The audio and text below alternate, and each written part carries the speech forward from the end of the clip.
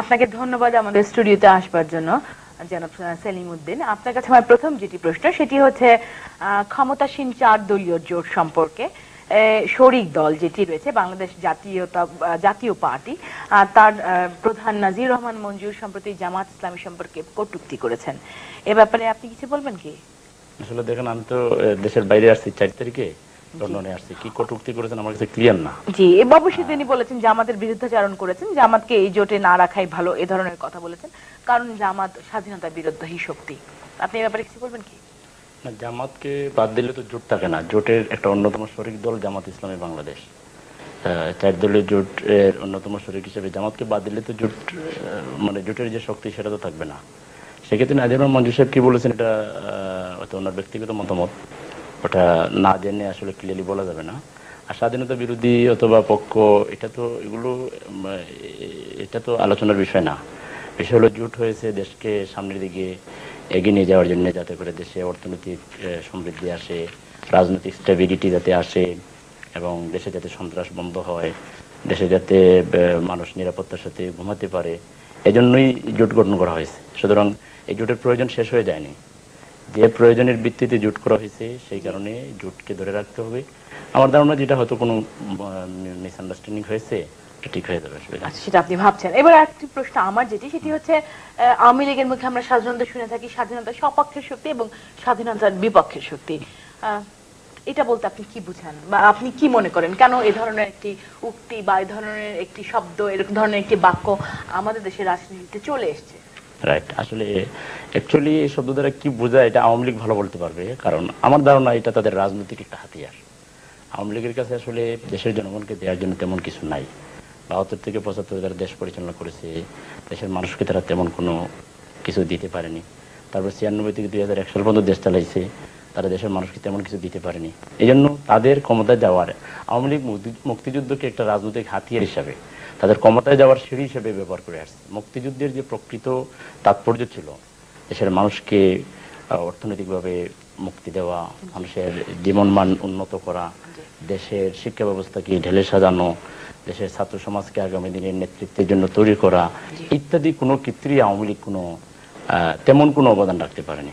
বিধায় আওয়ামী লীগ এখন আসলে এই মুক্তিযুদ্ধ চেতনাকে ব্যবহার করে তারা মূলত ক্ষমতায় যেতে চায়, কিন্তু তারা মুক্তিযোদ্ধাদের কল্যাণে তেমন কিছু করতে পারেনি। যেমন জোট সরকার করেছে, আলাদা মুক্তিযুদ্ধ মন্ত্রণালয় করেছে, মুক্তিযোদ্ধাদেরকে তারা ভাতা দিচ্ছে এবং মুক্তিযোদ্ধাদেরকে তারা সম্মান দিচ্ছে। বর্তমান জোট সরকার। আপনি বলছেন জোট সরকার, আপনি কি মনে করেন এই যে মুক্তিযোদ্ধাদের পুনর্বাসনের ক্ষেত্রে জোট সরকারের মধ্যে জামাতে ইসলামীর পজিটিভ সাইড রয়েছে? অবশ্যই, যেহেতু জোটের অংশ জামাত ইসলামী, জামাত ইসলামী তো জোটের অংশ বিদায় অবশ্যই এটা কন্ট্রাডিক্টরি হয়ে গেল না?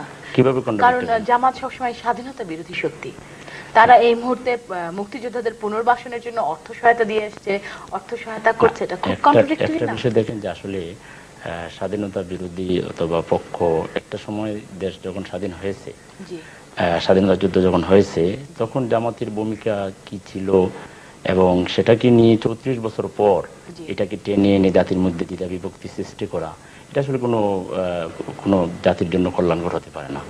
জামাত যদি ৭১ সালে মুক্তিযুদ্ধে আপনি এই ব্যাপারটাকে কিভাবে দেখেন, জামাতের স্বাধীনতা বিরোধী যে ভূমিকা বাংলাদেশে, আপনি একজন স্বাধীন বাংলাদেশের নাগরিক হিসেবে সেই ভূমিকাকে কিভাবে দেখেন? আসলে একটা জিনিস দেখেন, আমি যেটা খোলামেলাই বলতে চাই যে ১৯৭১ সালের মুক্তিযুদ্ধে জামাত অংশ নিতে পারেনি দল হিসেবে, দলগতভাবে।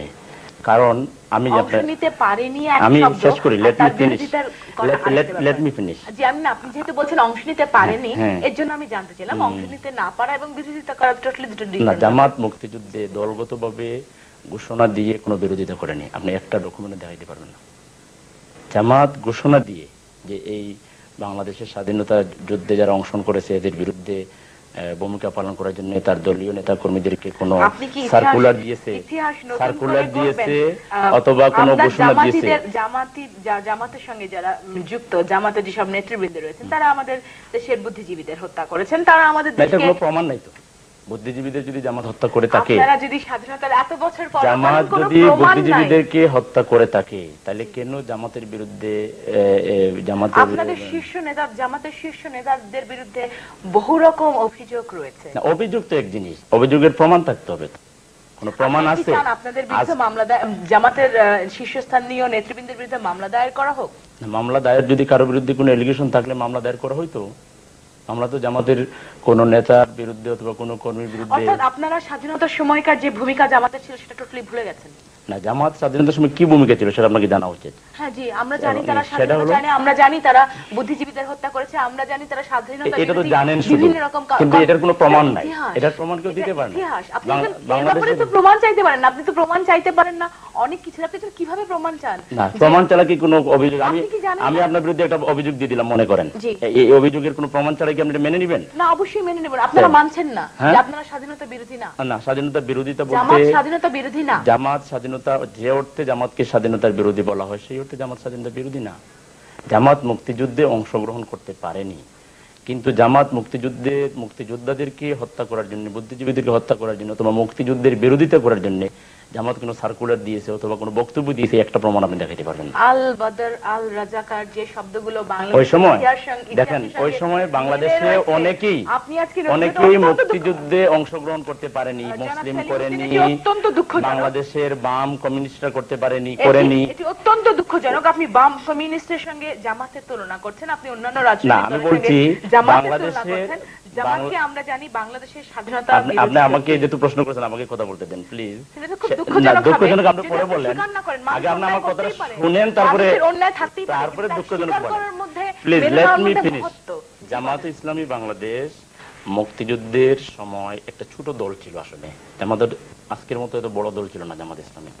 জামাত নেতা প্রফেসর গোলাম আজম, উনি জামাত কি আজও খুব বড় দল? হ্যাঁ, এখন যতটা বড় আছে, যতটা তার বিস্তৃতি আছে, তখন এতটাও ছিল না, আর ছোট দল ছিল সে সময়। আসলে দেখেন, তখন আমি যেটা বলবো, এটা মাই পার্সোনাল ওপিনিয়ন, আসলে আপনি দেখেন 25শে মার্চ পর্যন্ত, রাত পর্যন্ত শেখ মুজিবুর রহমান সাহেবের সাথে, তার প্রতিনিধি দলের সাথে ইয়াহিয়া খান